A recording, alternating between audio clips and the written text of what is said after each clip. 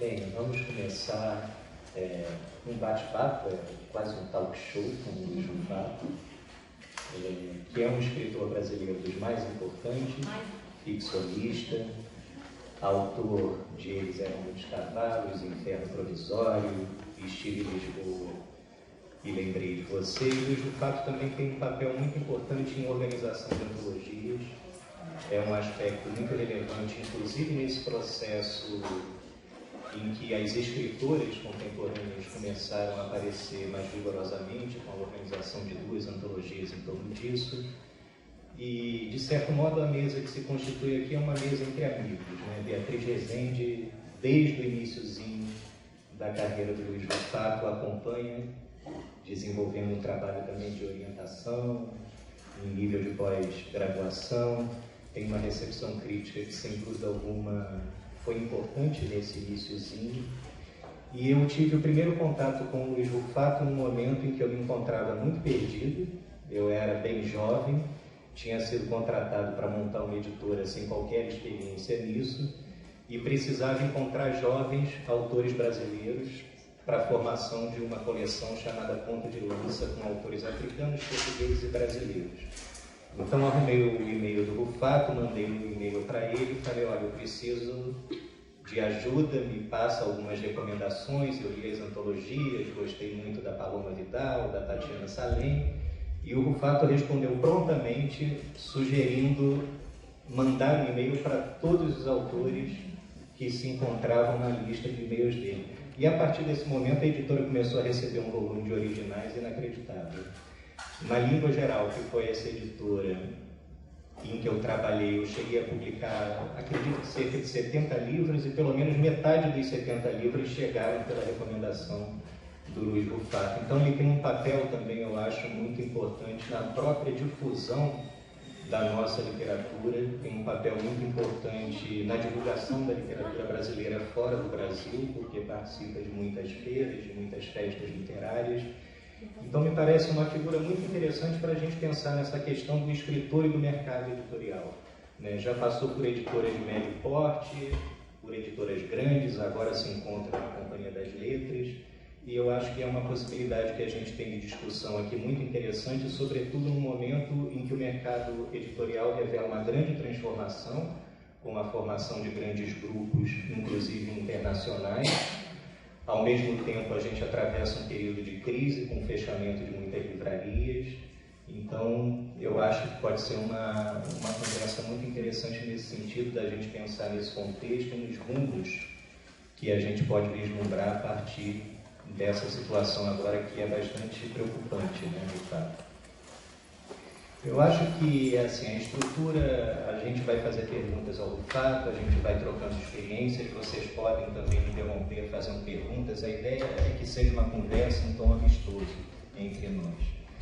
E a primeira pergunta que eu queria fazer ao Rufato, caso a Beatriz não queira fazer alguma consideração inicial, é sobre esse momento inicial de uma decisão que é rara de ser tomada no Brasil. O Luiz Rufato decidiu se tornar profissionalmente um escritor, né? Era jornalista, se dedica exclusivamente à literatura.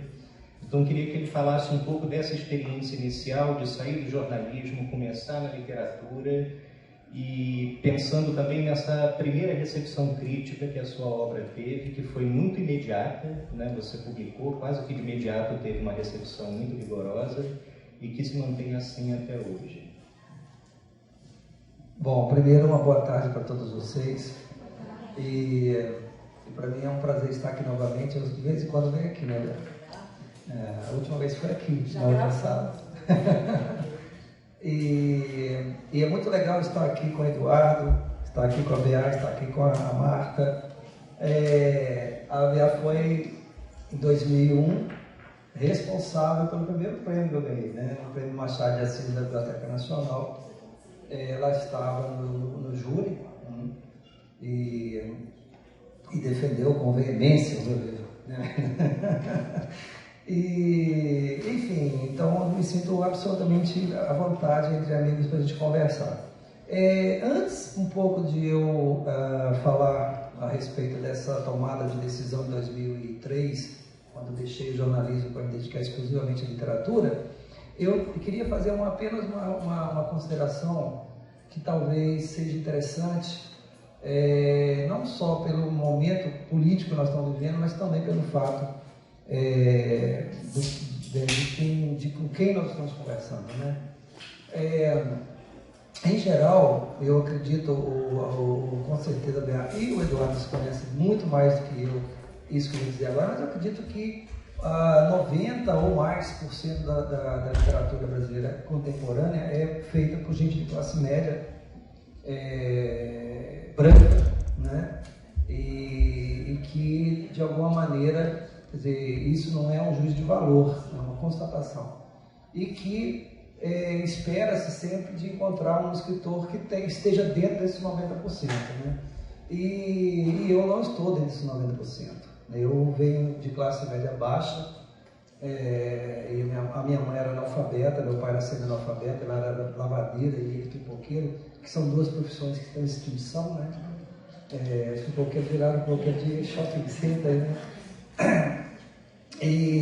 Então, é evidentemente que isso, quer dizer, o fato de ter nascido numa família de classe média baixa, nessa circunstância, vai determinar não só um posicionamento, digamos, uma visão de mundo, né, mas a minha própria relação com a literatura ou com o próprio fazer literário.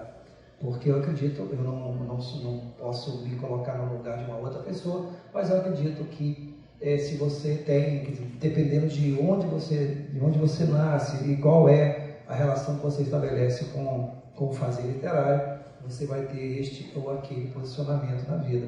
Então, acho que isso para mim foi fundamental, inclusive para eu poder depois tomar essa decisão de largar o jornalismo. E eu vou tentar agora explicar por quê.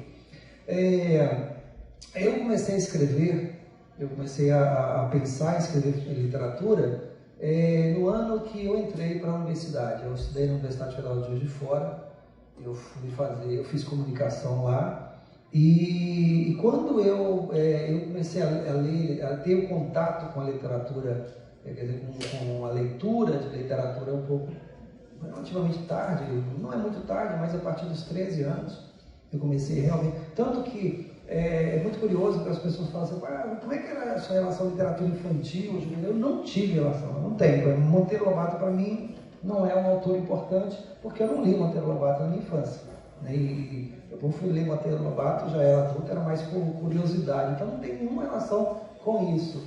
Então eu comecei a ler já, com 13 anos, eu comecei a ler literatura já adulta, né? E quando eu cheguei na universidade, eu me deparei com uma coisa que me incomodou muito, que era o fato de que eu vinha de uma cidade industrial, Cataguases é a base da economia da indústria têxtil. Eu tinha trabalhado, inclusive, numa fábrica lá de algodão. Eu tenho certeza que todo mundo aqui conhece o lugar onde eu trabalhei, porque quando vocês vão usar o algodão hidrófilo, que é aquele algodão, né, que serve para tirar esmalte, machucado, tem um que chama-se Apollo, que é uma caixinha azul e branca, né, e ela é fabricada em Cataguases. Eu trabalhava nessa fábrica. E quando eu cheguei na universidade e comecei a ler literatura brasileira urbana, eu levei um grande susto por vários motivos. O primeiro deles, que eu achei muito curioso, que as pessoas não trabalhavam na literatura, que aliás é uma coisa que até hoje acontece. Não que elas não tenham profissão, em geral, quer dizer, até um determinado momento da literatura brasileira urbana nem profissão tinha, vocês sabem muito bem quem eram os professores. Mas mesmo quando tem profissões, elas não trabalham. As questões que são colocadas não passam pelo fazer, pelo trabalho em si. E eu achava isso muito curioso, porque eu vinha de uma família que todo mundo só falava de trabalho, e para mim isso era uma coisa estranha, era uma coisa que não fazia muito sentido para mim. A segunda era o fato de a classe média baixa não estar representada na literatura brasileira. E quando eu digo isso, eu digo que não está em geral. Evidentemente ele aparece em um ou outro livro, aparece de uma ou outra maneira, mas assim, a classe média baixa não é o foco da literatura brasileira.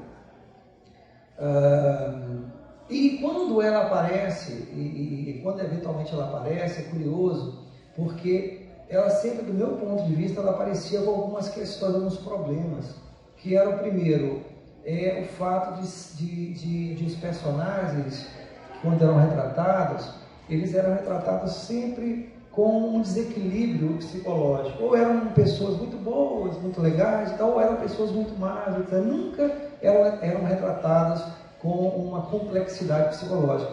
No segundo ponto, era a questão da linguagem. E também tem uma coisa que sempre achei, isso para mim era o que mais chamava atenção, que era o seguinte: nós todos sabemos que quando nós estamos conversando, nós estamos falando uns com os outros, nós estamos usando a forma oral, né? Então é a oralidade que está presente. E quando vamos escrever e fazer literatura, a gente ou abandona a forma oral, ou então a gente recria a forma oral. E, em geral, os autores de classe média, o que eles faziam e fazem até hoje? Quando vão se autorretratar ou autorretratar a classe social que eles pertencem, eles transformam a linguagem em linguagem literária ou recriam a linguagem oral, mas não quando estão retratando personagens de classe média baixa, que são retratados falando errado, ou seja, reproduzem uma linguagem oral, ou então simplesmente colocam falando errado para fazer uma marcação de classe. Assim, esse cara não pertence à classe, pertence a uma outra classe social. E isso me incomodava profundamente, porque você também pode recriar a linguagem da classe média baixa da mesma maneira, transformando ela literariamente, né? Não há por que não, né? Então, essas duas questões me incomodavam profundamente, e foi isso, na verdade, que me levou a escrever, a me tornar escritor. Então, agora eu vou responder o que você me pediu. E ao longo desse momento da minha vida, eu não escrevia, eu só falei, eu quero escrever sobre isso, mas uma coisa é você pensar em escrever sobre isso, outra coisa é você escrever sobre isso. Ou seja, o que é fácil, o problema é o como. E esse como que eu demorei assim, muitos anos na minha vida tentando resolver essa questão para mim. E quando eu achei, quer dizer, quando eu não conseguia mais achar um caminho, eu resolvi escrever um livro que chama-se Eles Eram os Cavalos, que era um livro que para mim era um caderno de exercício. Ou seja, deste livro eu tentei experimentar as várias formas de narrar. Então, como que se narra um fato? Então eu fui experimentando, pode se narrar dessa maneira, pode se narrar dessa maneira, pode se narrar dessa maneira, que era uma forma que eu tinha encontrado para tentar encontrar um caminho para escrever O Inferno Provisório, para escrever um outro livro que depois eu vou falar um pouco sobre ele. E eu levei esse livro na minha primeira editora, e eu me lembro assim que o primeiro livro, né, eu já não era nenhum garoto, né, e eu falei, olha, eu pus tudo que eu tinha aqui, mas eu sabia das limitações do livro, evidentemente. Mas, enfim, você vai na editora com aquele sentimento, né, de que, puxa vida. E eu cheguei, entreguei o livro para ela, falei, olha, então, eu me lembro que era uma sexta-feira, falei, no fim de semana eu vou ler, e na segunda-feira a gente conversa. Aí, tudo bem. E eu passei, evidentemente, aquele fim de semana. E aí, quando chegou segunda-feira de manhã, eu liguei para ela. Aí ela falou, olha, passa aqui no final da tarde que a gente vai conversar. Eu falei, mas você gostou do livro? Ela falou, passa aqui no final da tarde que a gente conversa. Eu falei, não, mas tudo bem, mas você gostou? Ela falou, não, passa aqui no final da tarde. Aí eu passei no final da tarde e ela me disse exatamente o seguinte. Ela falou, olha, esse livro ninguém vai entender, não vai vender, portanto, eu publico com uma condição, que é o seguinte: você vai escrever um livro, um segundo livro, mais palatável, um segundo livro onde realmente, né, as pessoas possam compreender o que você quer dizer. Esse livro realmente é incompreensível. E eu, evidentemente, queria publicar o livro, eu me comprometi com ela de entregar um segundo livro, mas eu saí de lá frustradíssimo. E eu que não bebo, o Eduardo sabe disso, saí de lá, entrei no primeiro botequim e tomei uma garrafa de cerveja inteira sozinho, imagina, né? Sozinho, uma garrafa inteira sozinho, imagina, de frustração. E só que aconteceu uma coisa que realmente assim, foi muito estranha, porque naquele ano, no final do ano, o Jornal Globo, na época os jornais tinham alguma importância, hoje não tem nenhuma, né? Mas na época o Jornal Globo tinha um caderno chamado Prosa e Verso, que era um caderno importante, que tinha, né, fazia concorrência com o Ideias, do Jornal do Brasil, com o Cultura do Estadão e com o Folhetim, né? Eu acho que a Folha já não tinha mais Folha, não, mas tinha alguma coisa, acho que era Caderno D, alguma coisa assim. Mas assim, enfim, o que importava mesmo era o Prosa e Verso e o Ideias. E o Prosa e Verso naquele ano considerou Eles Eram Escravos o livro mais importante do ano. E aquilo nós levamos um susto, porque imagina, né? A minha editora não podia imaginar um negócio desse. E era muito tempo. E depois, talvez em fevereiro ou março, veio o prêmio, né? A decisão do prêmio Machado de Assis, que eu nem sabia quem estava concorrendo, para te falar a verdade, e que então ele ganhou o prêmio. Ou enfim, e isso deu uma visibilidade para o livro imensa. E ele, então, logo em seguida, ou seja, em fevereiro, não em março, talvez ele tinha chegado na segunda edição, naquele outro, na mesma ano estava a terceira, enfim. E ele hoje tem 15 edições, ou seja, praticamente uma edição por ano. Ele 2001, 2017, 15, 16, por aí, tem uma edição a cada ano. E isso, quando eu vi que aconteceu, eu tomei uma decisão. Eu falei, eu vou tentar sair do jornal o mais rápido possível, porque para mim era incompatível uma coisa com a outra. Realmente, assim, eu trabalhava 12 horas no jornal, eu saí de lá muito cansado. E o jornalismo, ao contrário do que muita gente imagina, o jornalismo não tem nada a ver com literatura, digamos assim, eles usam o mesmo, né, o substrato da linguagem, mas de maneiras completamente diferentes, o objetivo é completamente diferente. E então eu percebi que eu não podia continuar no jornalismo.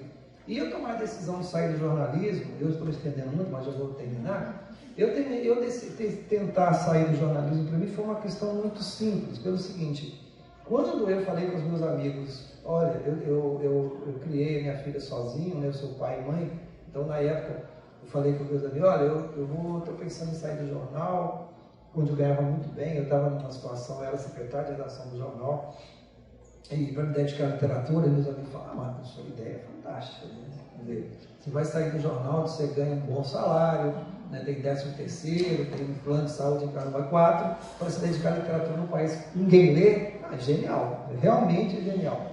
E só que eu falei, não, mas eu vou tentar. Por quê? Porque para mim era muito simples. Se não desse certo, o máximo que aconteceu eu ter que voltar para o jornalismo, né? Não ia acontecer nada mais que isso, volto para o jornalismo. Porque onde eu tinha chegado naquele momento, perto de onde eu saí, era uma estrada assim, já muito longa, que eu já havia percorrido e que não iria ter nenhuma possibilidade de eu voltar a ser quem eu era antes. Então, essa decisão para mim foi fácil. Eu acho que deve ser muito mais difícil, por exemplo, para uma pessoa que por exemplo, já estava estabelecida na vida, né? Como advogado, como professor, como médico e tal, e ter que abrir mão daquilo e para uma situação complicada, né? Eu não. O máximo que ia acontecer é isso, eu voltar a ser jornalista, não ia ser menos do que isso, né? Então não foi uma decisão, digamos assim, muito difícil, embora tenha sido uma decisão, digamos, fundamental para mim, sem dúvida, mas não foi uma decisão assim tão complicada. O fato, você é muito apresentado, discutido, visto em conversas como um escritor político. Um escritor que pensa politicamente, que se interessa por política, ficou muito polêmico, discutido e circulou a sua célebre fala na Feira de Frankfurt. Você colocou as questões do Brasil, as questões do racismo, questões de discriminação e, sobretudo, da desigualdade. E você falou também dessa dificuldade na literatura brasileira em representar as classes subalternas e mesmo em haver um protagonismo dos subalternos. Eu acho que isso está mudando. E está mudando muito no sentido que você falou, né, no ponto que você falou, que é a questão da língua. Eu acho que isso está mudando, inclusive, com um crescimento de uma literatura oral, né? Então, os saraus, as trocas, mas mesmo em publicações, né? Eu acho que a gente tem que lembrar sempre do Ferrez, não só como escritor, mas pelo trabalho que ele faz, de criar biblioteca, de difundir a leitura. Mas o que eu quero pegar é essa questão que a gente, às vezes, acha que o bom escritor, ele tem que ser um tanto quanto neutro, né? Isso é uma coisa que me incomoda, porque, por exemplo, nós temos 3 grandes escritores que trataram das classes subalternas de formas magníficas: Jorge Amado, Graciliano e Lima Barreto. A gente esquece do Jorge Amado, a gente esquece que Jorge Amado foi o primeiro escritor que falou em menino de rua, né? Que fez obras sobre prostituta e tudo mais. O Graciliano é um escritor reconhecido, genial, e é talvez um dos únicos casos de tratar da classe subalterna no campo. Vidas Secas é uma coisa genial, né? Está tratando do miserável do campo. E o Lima é muito interessante que à medida que ele vai sendo legitimado, ao invés dele sair do seu entorno para uma espaço mais alto, não, ele vai aprofundando, cada vez mais ele vai se aproximando dos moradores do subúrbio, dos pobres. Nos contos ele fala muito dos pobres, de filho de lavadeira, das casas, das pensões, até chegar ao genial Clara dos Anjos, que é genial por quê? Porque é uma menina mulata de subúrbio normal. O que é curioso no Clara dos Anjos é que ela é uma menina normal, como qualquer outra.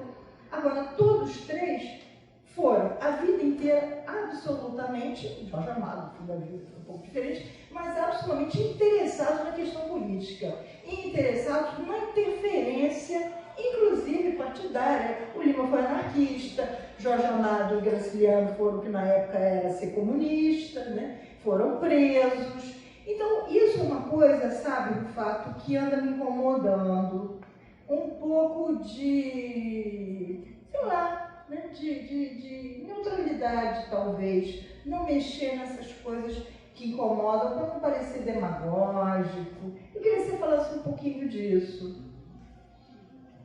Bom, antes só fazer uma votação, como eu deixei claro o seguinte, eu estava falando de literatura urbana, né, porque a literatura rural brasileira, sem dúvida alguma, eu não diria só o Graciliano, o próprio Zé Lins do Rego, ele representa o mundo rural de uma maneira brilhante e ele compreende todas as classes sociais, né? Agora, quando você chega no mundo urbano, aí você tem essa fala, inclusive porque, por exemplo, os grandes autores que eu acho, como o João Antônio, por exemplo, ele está tratando de marginais. E não é o meu foco, né? O meu foco realmente são as classes médias baixas que estão no limite, né? Porque a marginalidade até tem uma boa representação na literatura. Muitas vezes é discutível, né, como ela é retratada, né? Às vezes retratada de uma maneira romântica até, mas ela tem de alguma maneira. Mas é curioso porque o mundo do trabalho ele não tem glamour, né? Então o mundo do trabalho não é representado porque não tem glamour. Glamour que tem o cara sair de casa de manhã e bater cartão, ou ficar no ônibus e vir trabalhar e voltar para nenhum glamour, né? Então ninguém se interessa por isso. Então, só para deixar claro que sem dúvida alguma você tem razão quando você pensa no mundo rural e tal, eu concordo com você completamente. Bom, mas em relação a isso, veja bem, o Paulo Freire tem uma frase que eu acho, ele não está falando de literatura, evidentemente, ele está falando na vida, mas que eu uso muito para a literatura, que é o seguinte: eu acho que o escritor tem que ser radical, porém não sectário. E o que eu quero dizer com isso? Eu acho que a gente vive, ainda mais nós que vivemos num país como o Brasil, eu acho assim, no mínimo covarde, você fingir que a literatura é neutra. A literatura não é neutra, nunca. Mesmo quando o autor quer que ela seja neutra. Mesmo quando ele esteja falando sobre qualquer espacial, sobre literatura fantástica, qualquer coisa, ela não é neutra. Ela tem um lugar, ou seja, de onde você escreve, é um lugar que de onde você fala, né?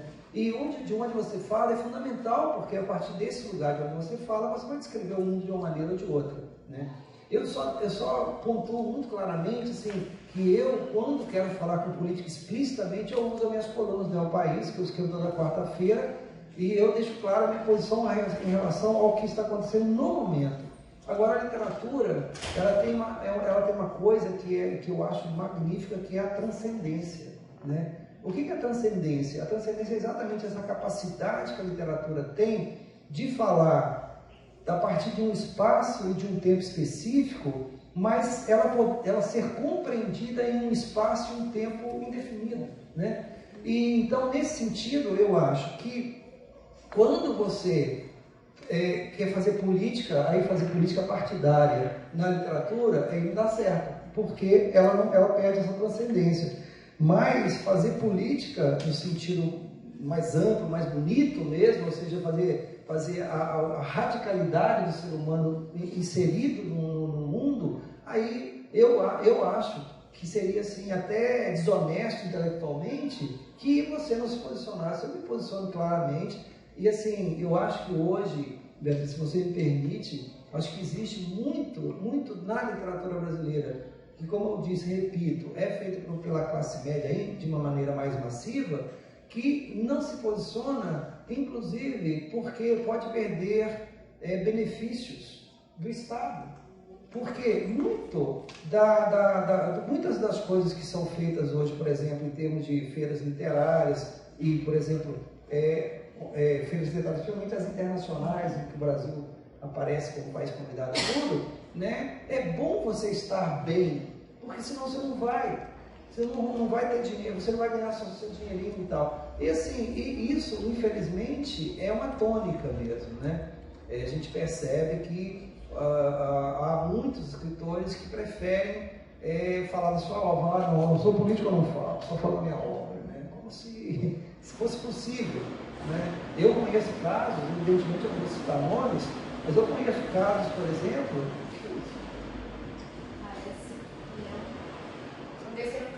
Ah, bom.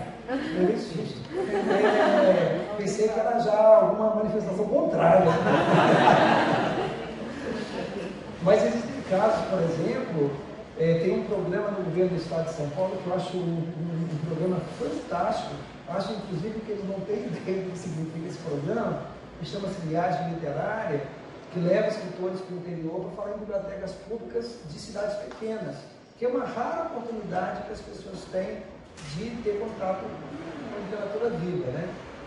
E sei de um caso, eu sei porque eu tive que substituir essa pessoa, de um caso de um escritor que foi e ele chegou na primeira biblioteca com um aluno, com pessoas de ensino médio e tal, que estavam lá, e outras pessoas da comunidade, e primeiro perguntei, falei assim, o que vocês conhecem da minha obra?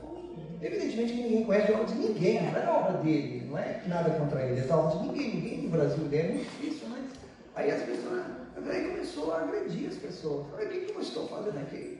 Eu estudei não sei aonde, sabe? Eu vim aqui, ninguém nunca, vocês nem leram, vocês nem pesquisaram a minha obra e tal. E ele foi extremamente agressivo com a posição da biblioteca, a tal ponto que eles ligaram para São Paulo e pediram, falaram, esse não dá, porque olha o que ele fez. Aí eles, ok, falaram com ele, foi para a segunda cidade e fez a mesma coisa. Aí eles pediram para ele voltar. E eu estava no meio das viagens, aí eu fui cobrindo a cidade deles, porque as cidades eram relativamente próximas, e eu fazia 2 cidades por dia. E então, assim, você vê, quer dizer, a pessoa perde a oportunidade de tentar estabelecer um diálogo sobre, porque a literatura é isso que está acontecendo hoje no Brasil. Né? Falar sobre o Brasil é falar sobre literatura, falar sobre literatura é falar sobre o Brasil. Então, se você deixa passar essas oportunidades, na verdade, de alguma maneira, é um ato, eu acho, um ato de covardia mesmo, sabe? Porque nós estamos vivendo uma situação tão complicada e num mundo, curiosamente, em que as pessoas acham que o fato de você ter acesso a uma quantidade imensa de informação deixa você mais bem informado, e não é verdade. Eu percebo isso, que eu viajo muito, e eu percebo assim que as pessoas têm uma necessidade hoje enorme de ter alguém de carne e osso falando, porque você sabe, então foi fulano de tal que disse, eu ouvi ele falando, né? E isso dá uma maior responsabilidade ainda para o intelectual, né? enfim, o Brasil, historicamente, né, os intelectuais, historicamente no Brasil, foram poucos os que realmente se posicionaram. A grande maioria não se posicionou mesmo porque não interessavam, né? Desdobrando um pouco a pergunta da Beatriz acerca desse papel político do escritor, eu percebo que você tem uma intervenção crítica muito importante em relação à organização de antologias, né? E é tanto importante no que concerne ao tema dessas antologias, né, as mulheres que estão fazendo a literatura hoje, Entre Nós, que é uma antologia dedicada a contos sobre homossexualidade, questões de pele, dedicada à questão racial. Eu queria que você tratasse um pouco disso, dessas antologias como forma de intervenção política, de fato, mas também como uma forma de intervenção no cânone, porque nessas antologias você traz certos autores que eu, por exemplo, que sou da academia, você me apresentou alguns desses autores. Eu acho que são dois movimentos muito importantes e queria que você falasse um pouco desse seu papel como debatedor de questões importantes do ponto de vista político e também de um difusor de uma certa literatura que a gente, na maior parte das vezes, desconhece. Na verdade, é a mesma coisa, né? É o mesmo movimento. Na verdade, assim, eu ao longo da minha vida como escritor, eu fui descobrindo algumas coisas estranhas. Por exemplo, que nem todo escritor gosta de ler, que é uma coisa para mim impensável, e é verdade, infelizmente, e que a maioria dos escritores não gosta da literatura brasileira. Não gosta, não conhece, não gosta. Em geral, hoje principalmente, são todos formados por uma corrente americana, de literatura americana, né? E não conhece, e desconhece profundamente a literatura brasileira. Eu, até mesmo porque, como eu disse, né, a minha formação literária, ela se deu de uma maneira inicialmente fortuita, e então eu me senti na obrigação de conhecer a literatura brasileira, até mesmo para eu compreender o que era a literatura brasileira e me posicionar em relação à literatura brasileira. E nesse caminho eu fui, digamos assim, me deparando com questões muito interessantes. Claro, assim, no meu caso, por exemplo, eu sou aquariano, mas eu não sei se você tem alguém aquariano aqui, mas dizem que os aquarianos vivem no mundo da lua, né? E ao contrário, os aquarianos eles vivem no mundo da lua quando eles vão fazer as coisas, mas são muito disciplinados. Quem é aquariano aqui? Você não é disciplinado? Ascendente também. Tá vendo? Já tá. Você é disciplinada? Eu sou extremamente disciplinado. Entendeu? Para eu fazer as minhas coisas doidas, eu faço tudo muito organizadamente. Não é verdade? Tá, como é que é seu nome? Mariana. Então a Mariana me compreende, tá vendo? Então eu comecei a fazer o seguinte: eu lia e ia anotando os pontos que me interessavam em cada daquelas coisas ali. E aí, como eu não tinha preconceito, aliás, até hoje eu não tenho preconceito em relação da onde eu sinto. Não é porque existe o Graciliano Ramos que eu só vou ler o Graciliano Ramos. Não, eu acho o Graciliano Ramos assim, talvez no meu cânone está ali entre os 5 maiores de todos os tempos. Mas e os outros que escreveram na mesma época, por exemplo? Ou sobre aquele mesmo assunto? Eu fui ler essas pessoas também. E aí você começa a descobrir que, na verdade, esse cânon, ele é entre várias possibilidades, né? E por que então um deles se sobrepõe? Aí uma série de fatores vão contribuir para isso, né? Quer dizer, tem um mercado editorial que ele impõe também os seus interesses, né? Por incrível que pareça, tem interesses regionais, né? O Rio de Janeiro foi durante um certo tempo, digamos assim, o ditador da moda literária, mas depois passou a ser São Paulo, e São Paulo tem outros interesses que não são os interesses do Rio de Janeiro, né? O Rio Grande do Sul tem interesse, por exemplo, que não são interesses nem do Rio e nem de São Paulo. E, portanto, quando você começa a perceber isso, e se você quer realmente, assim, digamos, pensar pela sua própria cabeça, aí você tem que, né, ter os seus próprios critérios. E para mim, ia ficando por aí, tem um caso na literatura, eu chamo de caso porque para mim é um caso na literatura brasileira que eu acho incompreensível, que é a Júlia Lopes de Almeida. Eu até, um mês passado, vim aqui na Academia Brasileira de Letras falar sobre a Júlia Lopes de Almeida, e eu comecei a fazer assim, isso é um suicídio intelectual, né?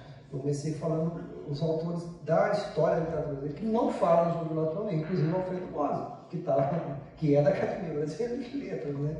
Mas é incrível, porque assim, eu não tenho nenhuma dúvida que ela não é colocada como uma grande escritora no campo brasileiro, porque ela é mulher. Cada vez mais eu tenho certeza disso. E não é aquela coisa assim... Ela quase entrou na academia e como não entrou, botou o marido. Eles votaram, não? Entrou o marido. Felido de Almeida. Acho que é uma demonstração de força dela.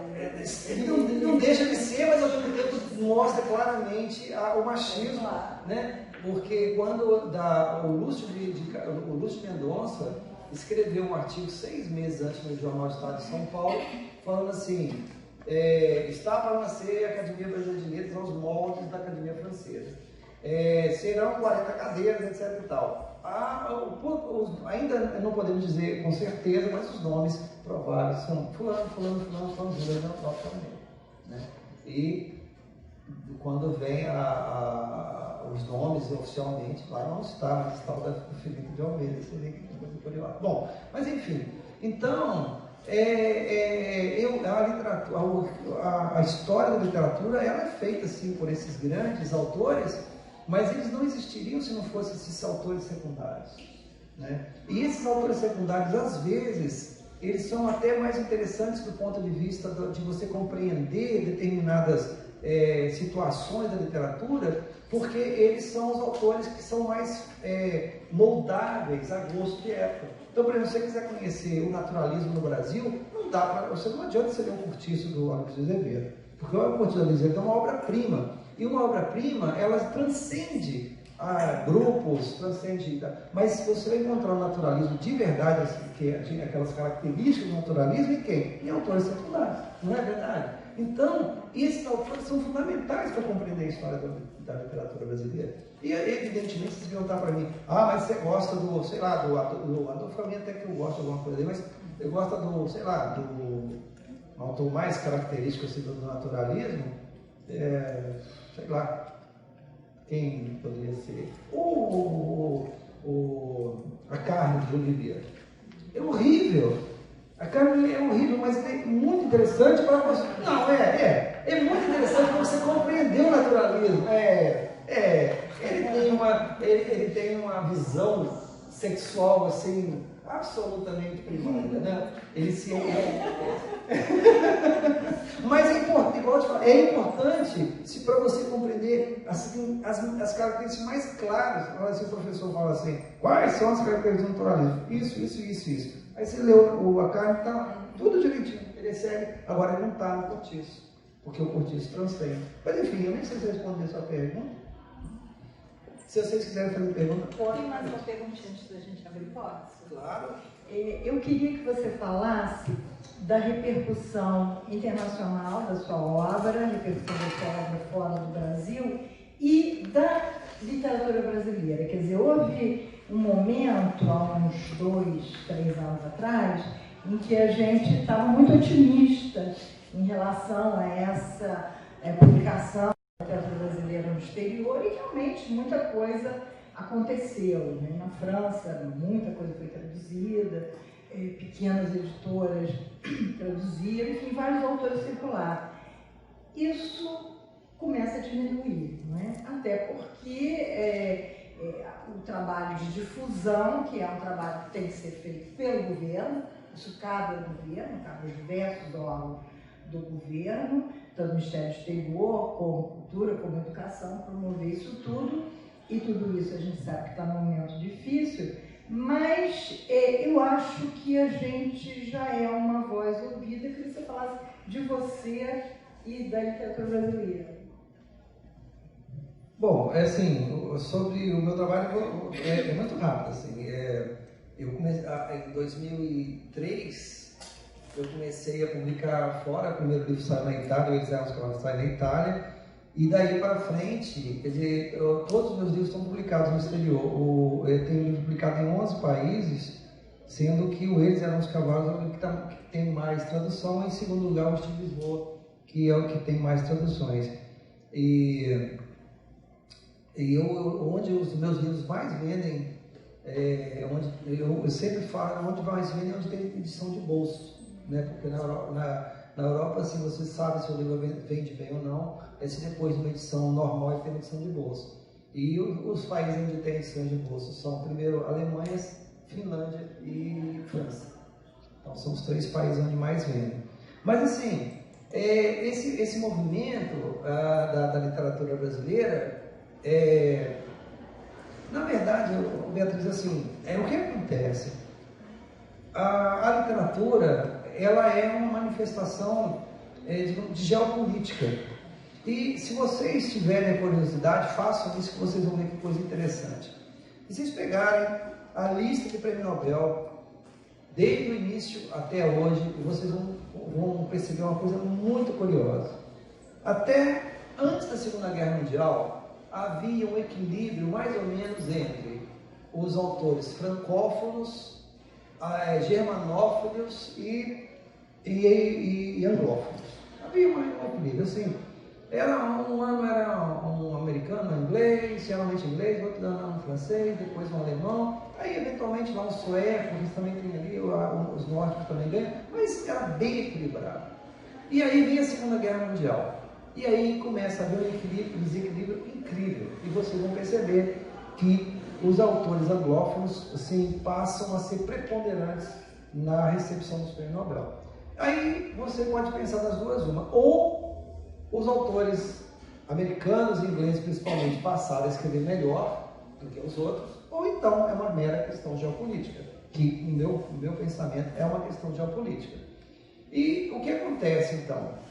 Acontece que a literatura ela vai ter importância ou não, dependendo da importância que essa língua vai ter geopoliticamente. Então, hoje, por exemplo, é muito mais interessante você ser um autor, por exemplo, da Nigéria, porque você escreve em inglês, do que ser um autor do Brasil. Ou ser um autor de qualquer país daqueles pequenininhos ali do Caribe, em inglês, do que ser um autor do Brasil. Porque esses países não têm a menor importância geopolítica, mas a língua que eles escrevem tem, né? E então, o que aconteceu num determinado momento, que foi, na verdade, o que pareceu que nós estávamos, de alguma maneira, tendo alguma importância no mercado editorial internacional, foi porque o Brasil, como país, parecia que estava tendo uma importância geopolítica no mundo, né? E isso, mais ou menos, vai coincidir com metade do segundo governo Lula até o final do governo Lula, né? Do segundo governo Lula. E por quê? Porque por razões que não vamos discutir aqui agora, porque são complexas, mas de qualquer maneira, por razões meramente econômicas, o Brasil apostou em commodities e as commodities estavam realmente naquele momento, foi o momento mais importante para o Brasil economicamente. Então, o que aconteceu?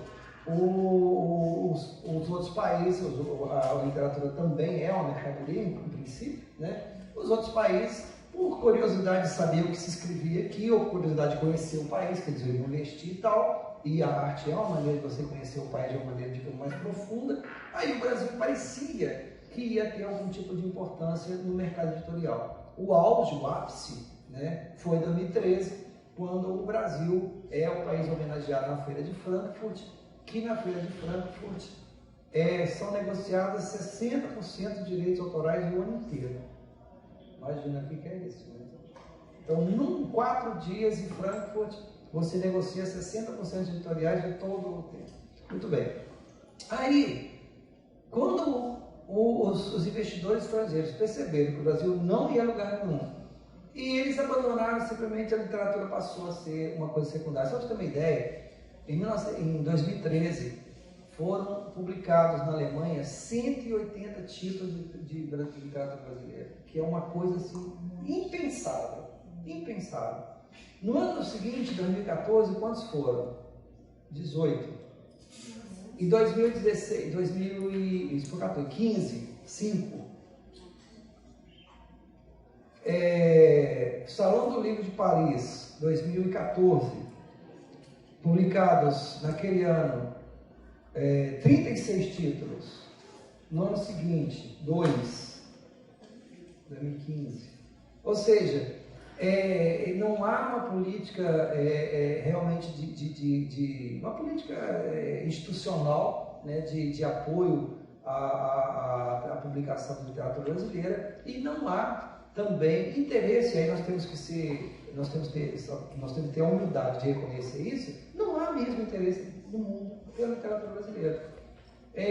Por exemplo, os autores portugueses e africanos de expressão portuguesa, eles têm muito mais penetração no mercado editorial internacional. Não é porque eles escrevem melhor ou pior, é simplesmente porque o Portugal, por meio do Instituto Camões, tem uma política de divulgação da literatura portuguesa continuada, né? Então, assim, todo ano na Alemanha, na França, nos países onde se vende livro, eles têm lá uns autores portugueses sendo publicados. Por quê? Porque o Instituto Camões, o governo português, por meio do Instituto Nacional do Livro da Leitura, né, INLL, ele investe nisso. Ele investe. Mesmo quando o Portugal estava na maior crise, que foi aquela crise parecida em Portugal, acabar, o Instituto Camões continuava tendo a mesma verba para fazer a divulgação da língua portuguesa no mundo, né? Então, você vê, é uma questão de estratégia. Agora, infelizmente, e aí a gente também tem que ser corretos e honestos, assim, a literatura brasileira, assim, como literatura brasileira, não existe. Aí você vai falar, mas a Clarice Lispector, sim, a Clarice Lispector é um fenômeno editorial momentâneo. Pode ser até que ela vá continuar e tudo, mas este momento falar que a literatura brasileira por meio da Clarice Lispector, não, porque inclusive as pessoas não compram a Clarice Lispector como literatura brasileira, compram a Clarice Lispector como literatura da Clarice Lispector. E muita gente inclusive nem sabe que ela é brasileira, porque ela nasceu na Ucrânia. Então as pessoas, quando falam da Clarice, falam, é uma autora ucraniana, judia ucraniana, né? Então, esse que é um quadro, infelizmente, da literatura brasileira com bolsões, né? Tem alguns autores que continuam muito menos, mas continuam publicando alguns livros e tudo, mas são muito poucos, muito poucos. Fato, e no caso com essas mudanças todas no mercado editorial brasileiro, que se tornou um mercado internacional, se a gente pensar Companhia das Letras, o Grupo Objetiva, hoje é tudo junto, Penguin, Random House. Você percebe que houve alguma mudança, porque você fala desse sumiço, esse desaparecimento à medida que o Brasil vai revelando uma decadência econômica gradativa, né? Mas, por outro lado, o surgimento desses grandes grupos internacionais que coordenam as editoras, você não percebe um movimento, por exemplo, de publicação de autores brasileiros que a companhia transfere para esses núcleos na Europa ou nos Estados Unidos? Como que se dá essa mudança para o escritor desse mercado que antes era regional e agora se tornou um mercado internacional? Eu vou ser cruel agora, que é o seguinte: uma editora brasileira chega lá em Frankfurt e vai, porque compra, né? Você vai às compras. Então vamos imaginar, vamos pegar uma cifra só para a gente compreender. Ela vai com 100 qualquer, 100, põe na cabeça 100, para comprar autores, vários autores internacionais. Então ela chega lá e gasta 20 aqui, mais 10 ali, não sei o que e tal. Enfim, ela no final das contas gastou 100 lá. Aí ela vira e fala assim, olha, eu tenho aqui um autor, ele vai custar 1. Você não quer comprar? Claro que o cara vai, a gente vendeu 100. Ele vai te comprar um só para ficar bem com você? Claro que ele vai comprar. Ele vai comprar aquele de 100, ou 1. Ele vai comprar, vai publicar, né? Mas não precisa vender. Para quê? Então, assim, há uma falsa expectativa e é mesmo uma falsa ideia, né? De, o fulano de tal está publicado na Inglaterra. Tá mesmo, e é verdade, tá mesmo. Só que dentro desse arcabouço, que eu for publicar, você não comprou 200, é uma questão matemática. Se você vender, maravilha. Se não vender, não faz a menor diferença. Entendeu? Porque é uma questão apenas de gentileza mesmo, sabe? E pode parecer que eu estou sendo cruel, mas não é. É verdade, assim. Eu conversei uma vez com uma grande agente literária e ela me explicou isso. Ela falou, olha, eu vou comprar, eu vou vender, isso é uma questão tão, sabe, o autor brasileiro é baratíssimo, e o pior de tudo, o mais cruel de tudo é o seguinte, é que nós, escritores brasileiros, nós que financiamos os novos escritores americanos, por exemplo. Por quê? Porque é o seguinte, o mercado editorial americano é extremamente, não só americano, não vamos pegar o americano, é extremamente competente e profissional. Então, eles vão lá naquelas oficinas de criação literária lá, e aí os caras já têm agente. O cara entra, já tem agente. Aí o cara fala assim, nossa, esse cara aqui é bom. A Mariana é boa. Ela nem começou a escrever o livro dela, mas a Mariana é boa. Eu vou fazer assim, vou chamar o agente dela. Quem que é o seu agente? Fulano de Tal. Então, olha, eu vou te dar aqui $20 mil para a Mariana se dedicar ao ano que vem aqui a este livro. Tudo bem? Tudo bem. Mas quem está pagando esses $20 mil? Nós. Nós, por quê? Porque nós que compramos os livros lá na feira de Frankfurt. Né? A gente pagou lá para o cara para publicar aqui o John Green, por exemplo, né? A editora pegou aquele dinheiro lá e entregou para a Mariana e falou, Mariana, agora você vai... Ou seja, nós, escritores brasileiros, indiretamente financiamos o jovem escritor americano. Né? E ninguém nos financia. Né? Então é cruel, é a nossa realidade. É a nossa realidade. Por isso que eu acho que o fato da internacionalização dos editores não muda absolutamente nada a nossa realidade. Evidentemente que um ou outro autor pode se beneficiar disso, claro, eventualmente. Por exemplo, eu acho muito importante, por exemplo, que o Radwan Nassar tenha, exatamente por causa dessa internacionalização da Companhia das Letras, ele foi publicado agora na Inglaterra, e bem publicado, né? Que ótimo, porque ele é um grande autor, né? E o Luiz particularmente gosta da obra dele, né? Mas ele é uma exceção, não é a regra. A Companhia das Letras não fala assim, vou aqui, vou publicar o catálogo da Penguin aqui e você publicar todo. Não vai acontecer isso. Não vai. Vai continuar sendo assim um ou outro autor que tenha dentro do perfil da editora, que pode ser que venda, se não vender não tem problema, entendeu? Então não muda nada, na verdade. Mudaria sim, em dois momentos. Ou se nós tivéssemos um instituto, uma política institucional de divulgação da literatura brasileira no exterior, de verdade, porque aqui tem alguns projetos até muito importantes, esse projeto de bolsa para tradutor e mesmo de trazer tradutores para imersão. Esses são realmente projetos importantíssimos, mas eles são projetos importantíssimos fora de uma política institucional de verdade, assim, que tenha continuidade. Ou então que o Brasil, que aí é mais improvável, o Brasil se transformasse num país de importância no mundo, que eu acho mais improvável. Ainda mais se o Bolsonaro ganhar a eleição que vem. Perguntas?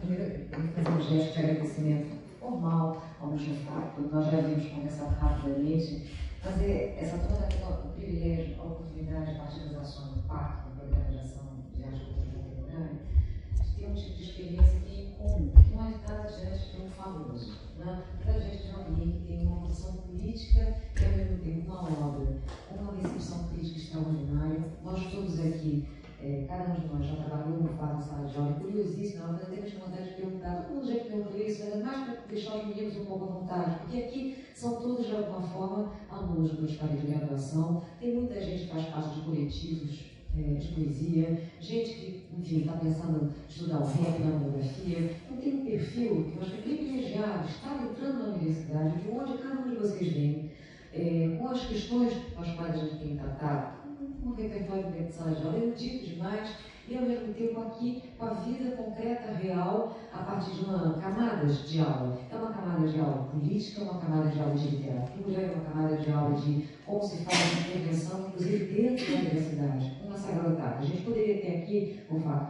uma plateia de muitos doutores, mas eu acho que generosíssimo, isso é uma lição para todos nós aqui, que somos nós, ao réis do chão, aqui, meninos que talvez não te façam perguntas de alto nível de elaboração, etc. Não, mas eu poderia nem saber responder.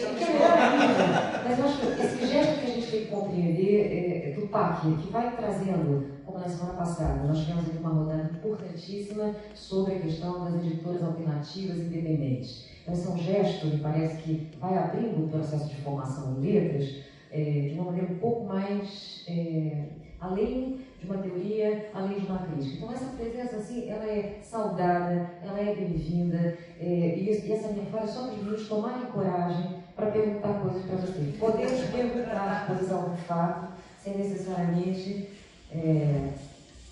ficar constrangido com isso, né? É assim que a gente começa a exercitar debate acadêmico, sem ter vergonha, errando. Não tenho vergonha aqui, não. Boa tarde, gente.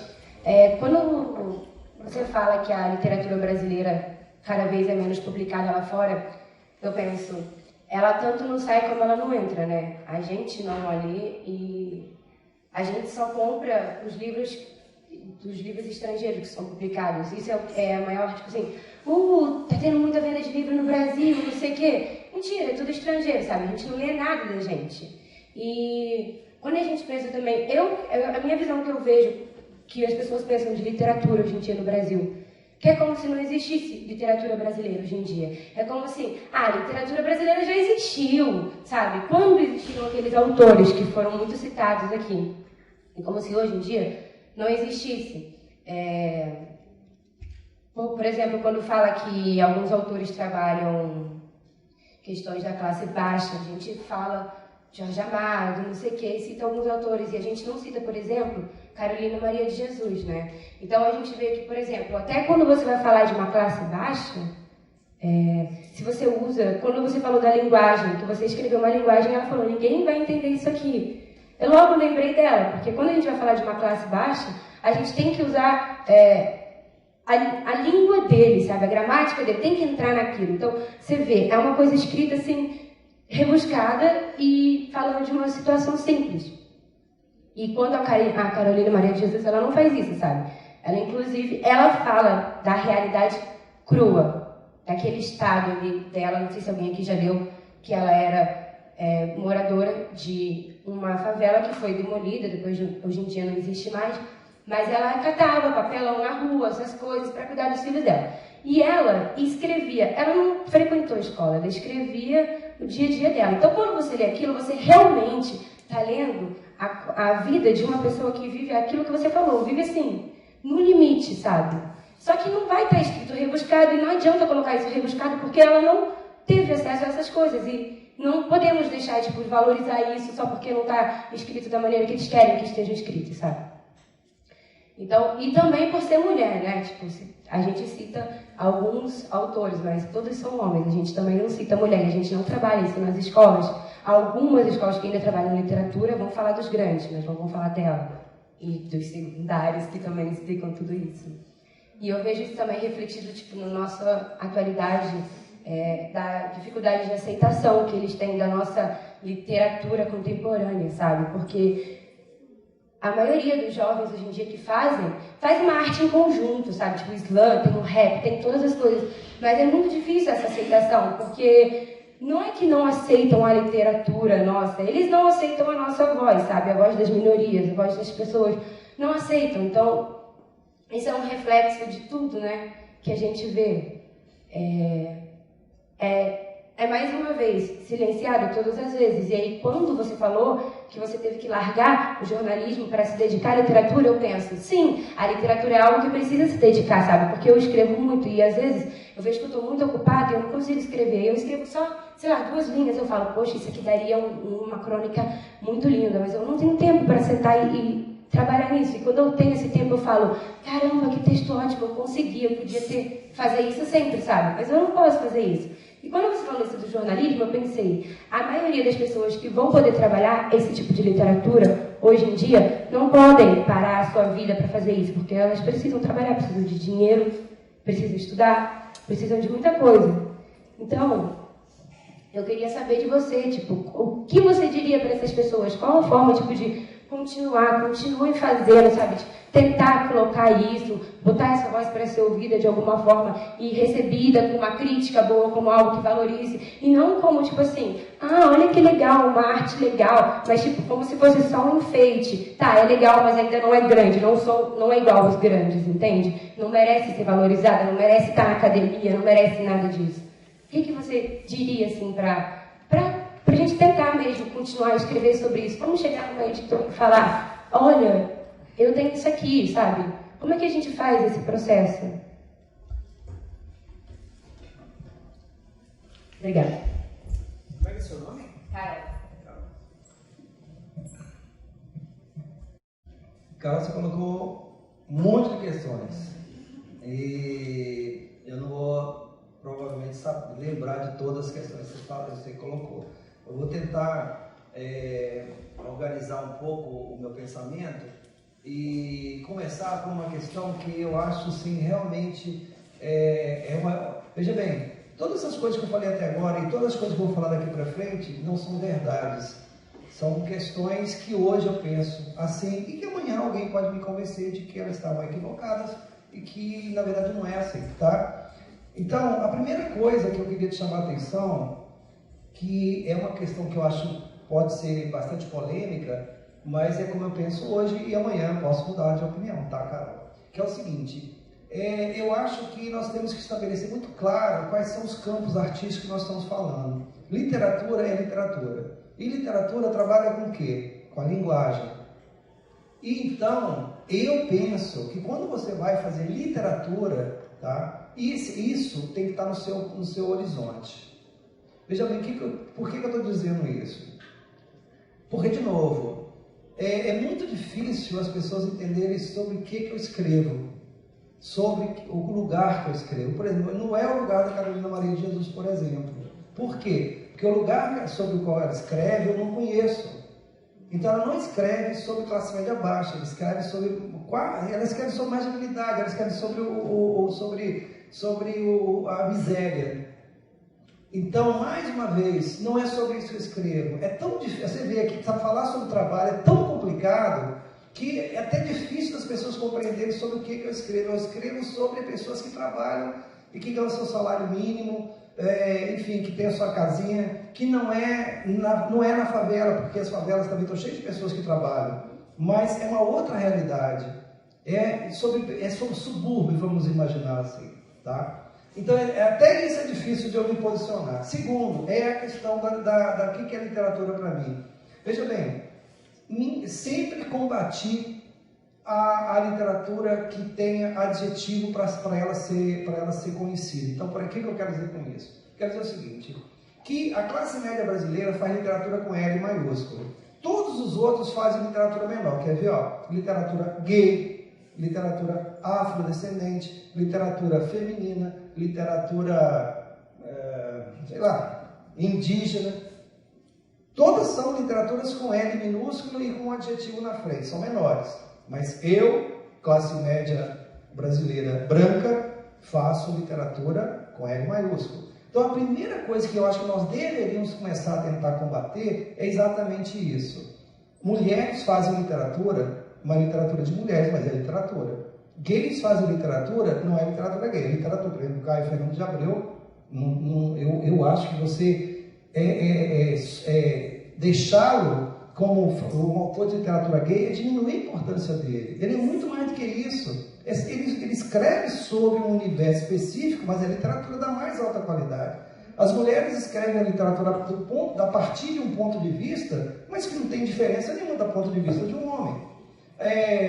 Os afrodescendentes escrevem sobre assuntos específicos, mas eles não podem ser reduzidos à literatura afrodescendente. Com a questão política, tudo bem, mas não com a questão literária. A literatura deveria estar acima disso. Muito bem. Eu sei que essa é uma questão polêmica, não é uma questão que é, digamos assim, não é um pensamento hegemônico, é uma questão que pode traduzir em várias discussões, mas é o meu ponto de vista, como eu disse, não é o da verdade, é de uma verdade específica que pode mudar, né? E aí, por isso, aí eu vou insistir na questão de que é a literatura para mim. Literatura é a busca de uma expressão de uma realidade por meio da linguagem. Então, a linguagem é fundamental. A linguagem é fundamental, porque é ela que vai dar o que eu acho que dá a literatura ao caráter de arte, que é exatamente a transcendência. Às vezes me preocupa, eu às vezes lendo alguns textos dos meninos que se autodenominam de literatura marginal, que eu já acho um equívoco da parte deles, porque quando você fala em literatura marginal, você já está colocando como literatura marginal e não como literatura, é o fato de, por exemplo, você escrever numa linguagem,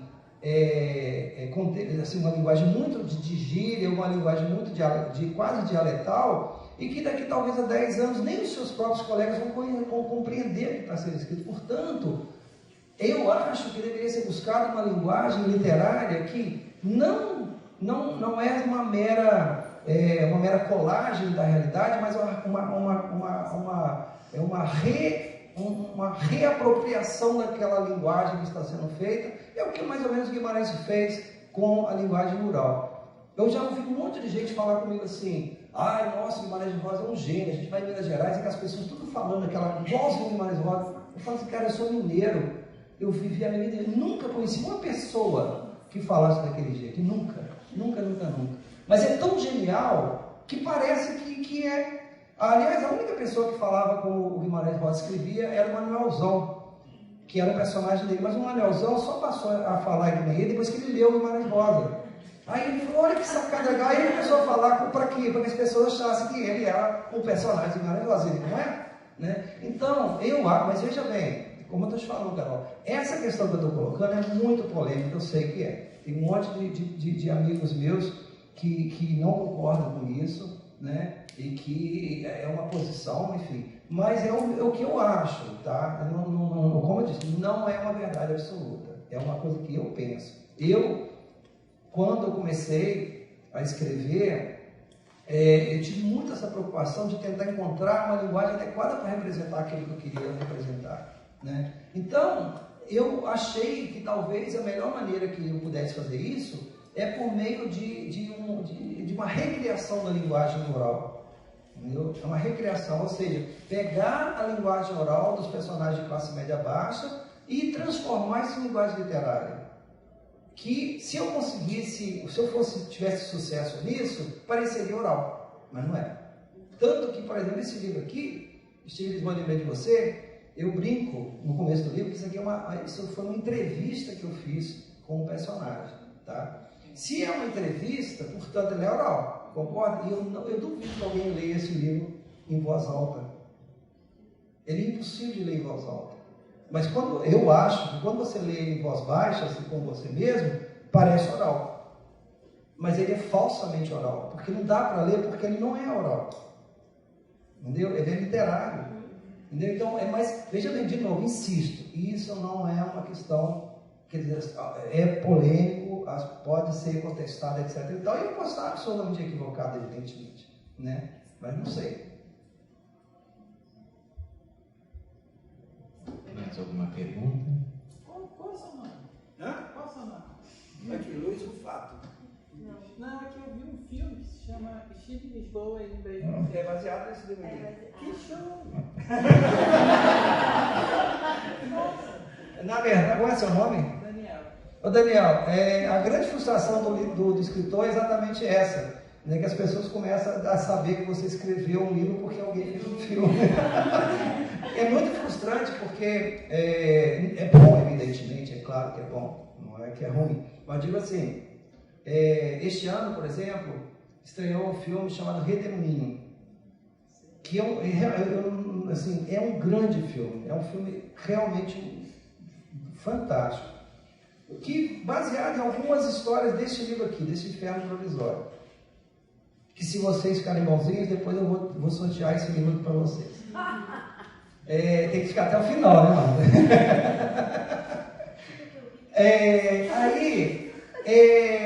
Esse filme Redemoinho, ele foi baseado em algumas histórias aqui, e aí depois algumas pessoas vieram falar comigo assim, nossa, cara, assisti um filme brasileiro muito bom. Eu falei, nossa, muito bom o filme, Redemoinho. Eu falo, poxa, e a gente que me conhece, sabe? Aí eu falo, poxa, que legal, e esse filme é baseado em algum livro? Eu falo, não sei. Deve, sei lá, não sei. Eu falei, pois é, né? Mas enfim, é isso. Esses dois filmes são baseados em livros meus. Ah, que bom, leia, é muito bom.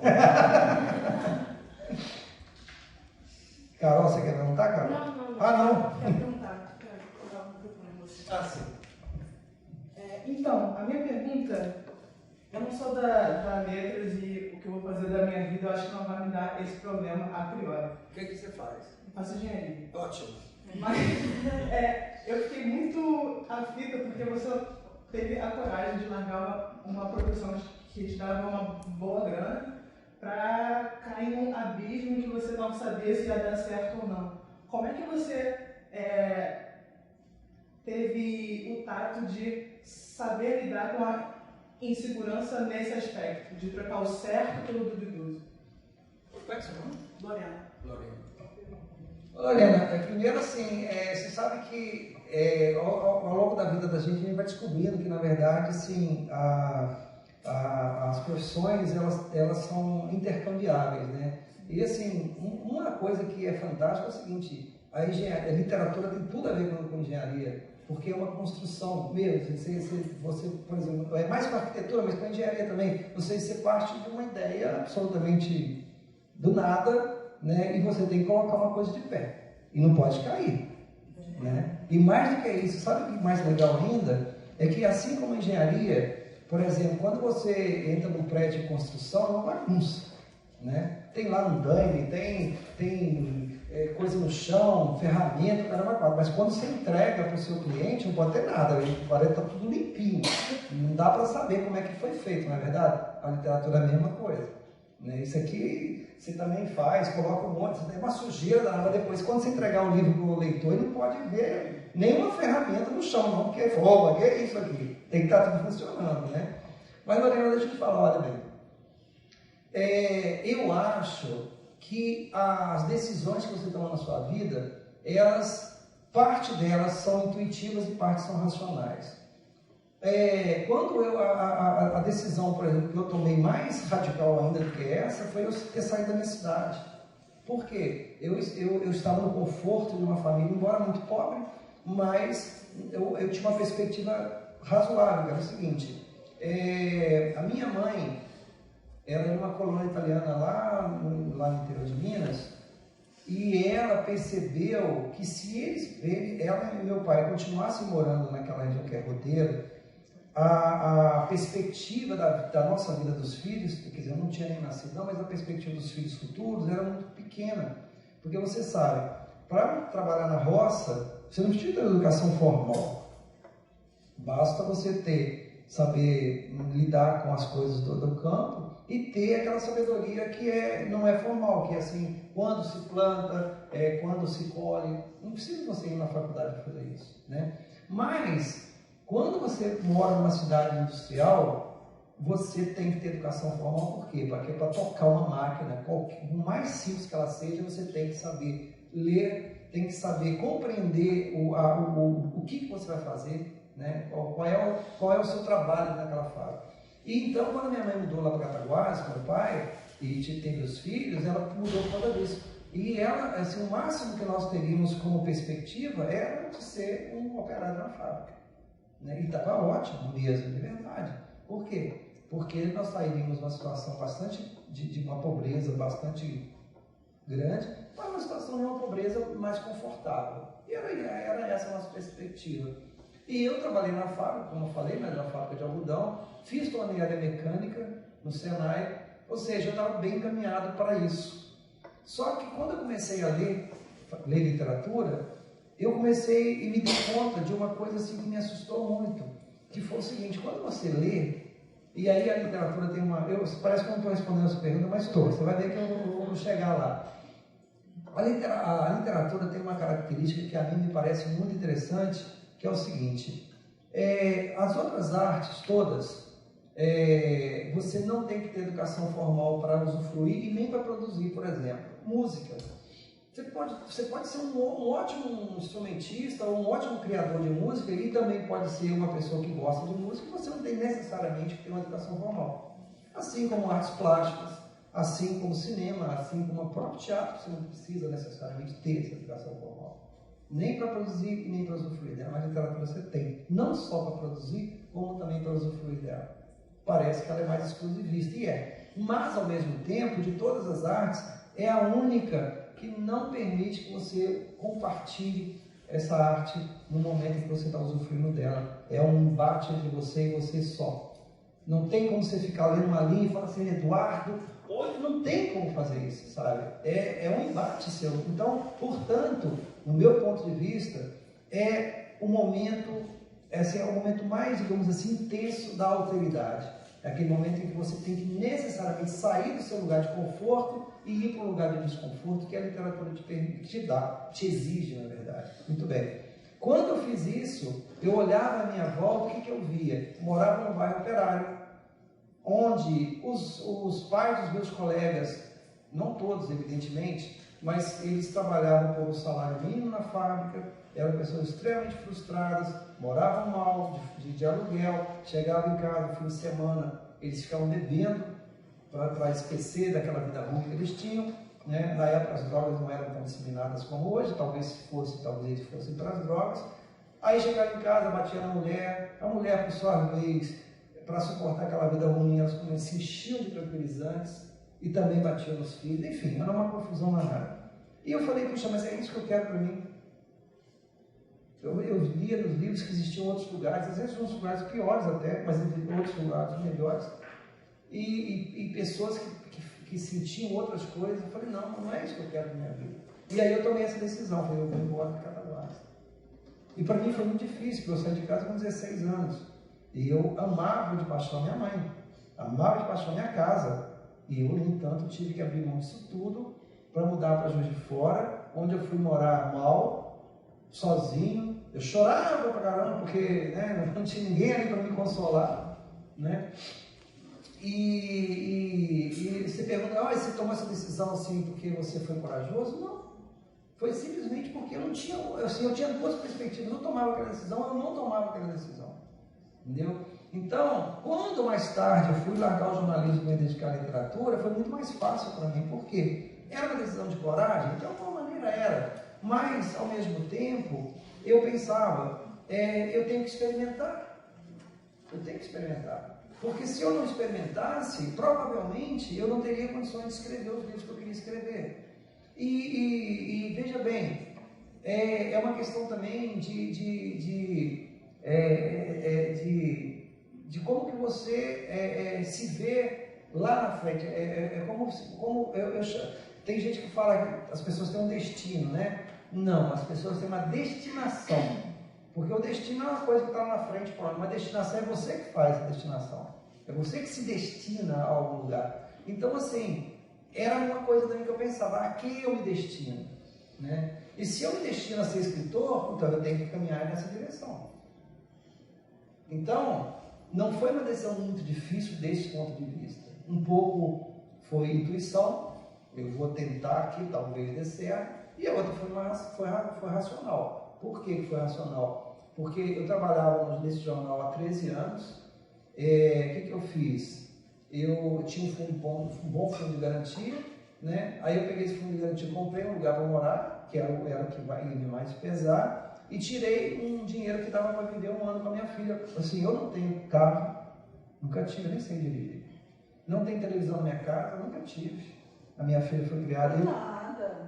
Coitada, imagina! Olha, nada!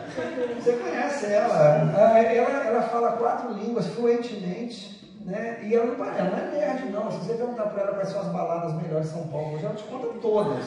Mas se você perguntar para ela sobre a política econômica da Comunidade Econômica Europeia também, ela te conta tudo. Entendeu? Então, é uma questão de prioridade. Quando as pessoas falam comigo, eu não compro livro porque é caro. Eu falo, você não compra livro porque você não quer. Entendeu? Por quê? Porque se você, por exemplo, tem a prioridade de comprar livro, você compra livro. Se você tem prioridade de tomar cerveja, você vai tomar cerveja. 3 cervejas, 1 livro.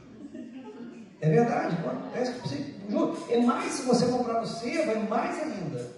Entendeu? Então é uma mera questão de prioridade.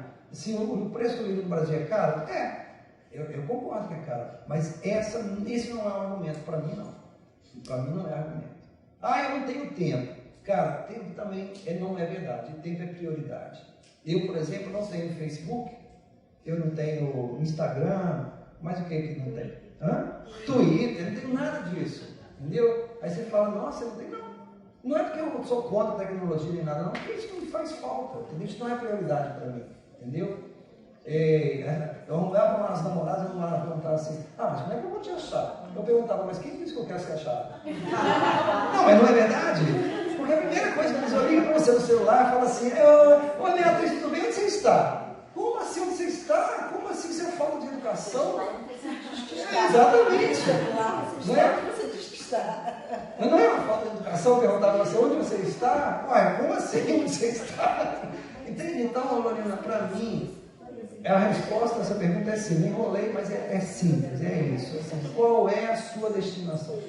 Entendeu? A quem você veio ao mundo?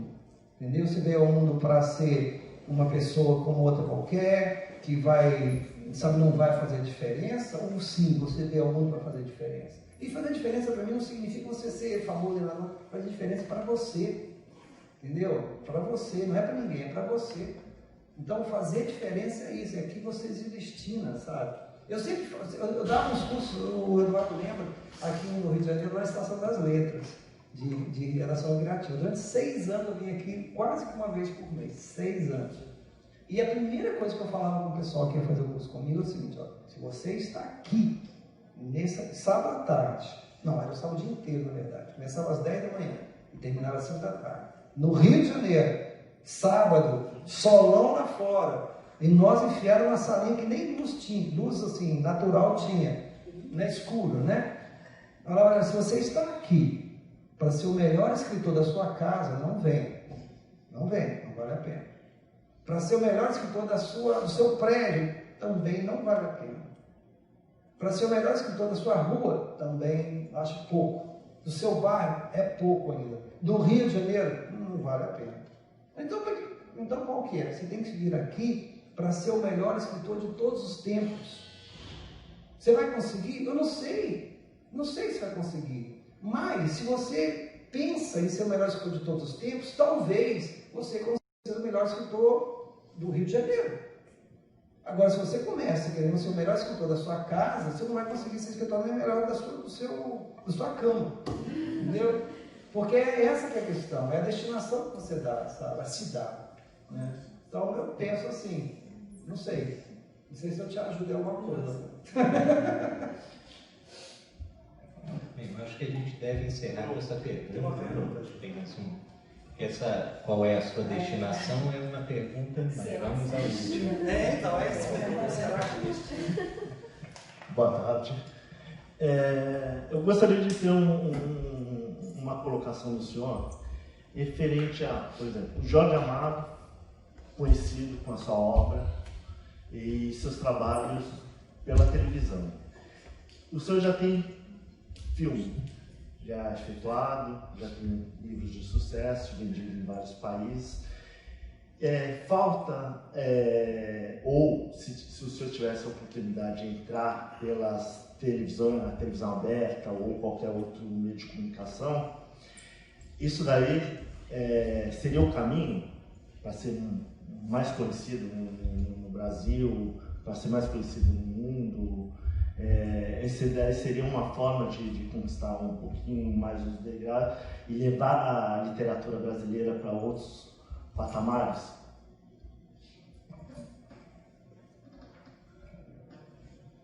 Então, nós vamos voltar na verdade na sua questão lá, que é o que eu quero na minha vida, qual é a minha destinação. Em 2003, quando eu deixei o jornal, eu deixei o jornal em abril de 2003, e quando foi em setembro de 2003, eu tocou o telefone na minha casa, e era uma pessoa chamada Carla Esmeralda, eu nunca vou me esquecer desse nome. A Carla Esmeralda é inesquecível. Sabe quem é a Carla Esmeralda? Ela é a secretária pessoal do Luiz Fernando Carvalho, esse diretor da Globo, que na época era o diretor da Globo.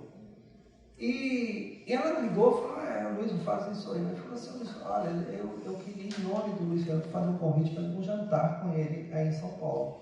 E eu sou muito honesto, assim, eu falei para ela, você deve ter ligado para a pessoa errada, porque eu não conheço o Luiz Fernando Carvalho, eu sei quem ele é, claro, evidentemente, mas não conheço, né? Ela falou, não, é você mesmo, o Luiz Fernando quer conversar com você. Eu falei, mas conversar sobre o quê? Ela falou, é assuntos profissionais e tal, ele quer conversar com você. Eu falei, ó... Aí eu pensei, porque nessas horas eu penso o seguinte, quando as editoras te convidam para almoçar, é bom que você almoça em lugares que você não queria, porque você não tem dinheiro para ir. Porque eles querem te impressionar, entendeu? Menos o menino, esse aqui não, esse aqui era pão duro pra caramba. Mas assim, quando eu fui para a Regra, aí a Luciana levaram, os restaurantes Magrinho, eu não queria entrar, sabe? Enfim. Aí eu falei, é bom que eu vou ter um bom jantar, né? Falei, então tá. Aí marcamos, eu fui. E aí, olha bem o que aconteceu. O Luciano sentou e disse o seguinte, olha, isso era 2003, presta atenção na data. O governo Lula, a campanha dele era pela quebra do monopólio da Globo, lembra? Bons tempos daquele, né? E a Globo estava muito preocupada com isso, porque aquilo naquele momento era uma coisa séria. Então ela estava se antecipando a isso. Ela estava criando um núcleo fora da Globo, exatamente para fazer um núcleo que iria trabalhar para fomentar as TVs regionais da área de dramaturgia, né? Que era uma ideia interessantíssima. E o Luiz Fernando é um cara muito inteligente. E aí ele falou, eu queria que você trabalhasse comigo. Aí eu falei com ele, Luiz Fernando, tem dois problemas. Primeiro, não sei fazer roteiro, não tenho a menor ideia de como fazer, não tenho nenhum interesse em fazer roteiro. Aí ele falou assim, não, mas exatamente, eu quero alguém que não faça roteiro. Porque o que acontece? Todos os roteiristas da Globo fazem roteiro, eles já estão viciados num tipo de trabalho que eu queria exatamente renovar isso aí, e é por isso que eu estou te convidando. Eu falei, olha, eu fico muito agradecido, muito até honrado, mas não me interessa, não tenho interesse em trabalho, porque eu quero me dedicar à literatura. Ele falou, rapaz, você já imaginou, exatamente o que você falou, você já imaginou, você vai estar lá o seu nome, roteiro, Luiz do Fato, aí as pessoas vão ler aquele seu nome lá, vão procurar seu livro e tal, aí eu pergunto a todos vocês, e sejam sinceros comigo, vocês lembram de nome de um roteirista de qualquer coisa? Não. Ninguém lembra.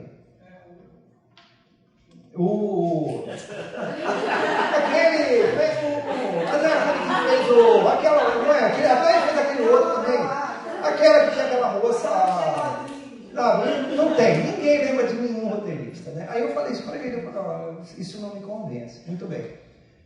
O Luiz Fernando insistiu ainda 2 vezes, a gente jantou em São Paulo mais uma vez. E a última vez ele me trouxe aqui para o Projac, eu passei o dia inteiro no Projac lá para ele tentar me convencer, e eu falei, não quero, não me interessa isso, realmente não me interessava e não me interessa até hoje. Por quê? Exatamente por isso, assim, porque, poxa vida, sabe, eu me empenhei para ser escritor.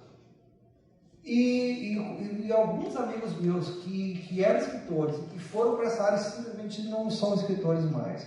Então eu falei, olha, eu vou ganhar menos, eu vou ser menos conhecido, mas não é isso que eu quero, sabe? É isso que eu quero. Não importa, assim, cara, se você não soubesse a felicidade que me dá, sabe? De às vezes eu ir em algum lugar, assim, qualquer lugar que eu vá, eu tenho uma pessoa que fala assim, eu li um livro, uma pessoa, nossa, sabe?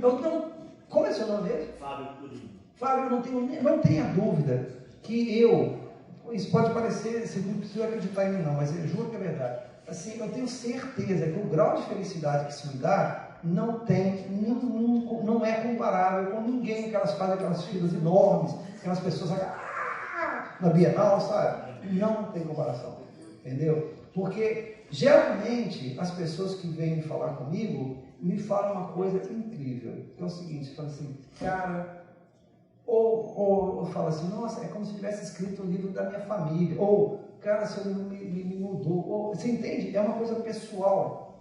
Não tem problema. São quantos leitores? Meia dúzia? Ótimo. Não tem problema. Mas essa meia dúzia, cara, me faz tão bem. Eu tenho certeza que isso aí muda. E não tem nada que vá pagar. Nenhum dinheiro do mundo pagaria essa felicidade. Por exemplo, quando ele vira filme, sabe como é que eu faço? Porque eu sou profissional mesmo. Eu sou escritor profissional. O Eduardo sabe disso. Assim, quer fazer um livro, um filme a partir do livro? Me pague bem, faça o que você bem entender. Por quê? Porque é o seguinte, tá lá, Steve Lisboa, lembrei de você, filme do José Barahona, não está escrito lá, Steve Lisboa, lembrei de você, livro do Luiz Fábio, não, aqui tá, o livro, e esse aqui pode cobrar de mim, agora do filme você não pode cobrar de mim, porque lá é uma leitura do livro, e o cinema, inclusive, é assim, é uma leitura do diretor, é uma leitura do roteirista, é uma leitura dos atores, do iluminador, do contra-regra, ou seja, todo mundo tem um pedacinho ali. Aqui não, aqui é uma leitura minha do mundo. Mas mais importante que a minha leitura do mundo é a leitura do leitor. É ele que vai dar vida ao livro. Tanto que, né, geralmente, as pessoas leem o livro que elas querem ler, não o livro que você escreveu. Né? E não há nada mais legal do que isso, sabe? Não há. Então eu não participo de roteiro dos filmes baseados nos meus livros, não vou ao set. Ele falou que é bom, né, o filme. Ah, é? Bom, então. Mas é porque o filme eu não posso falar nem assim, pô, que legal, porque não é meu. Mas você assistiu? Assisti. Não, isso eu assisti. Não, eu fui ao set também, mas eu fui assim, por ir.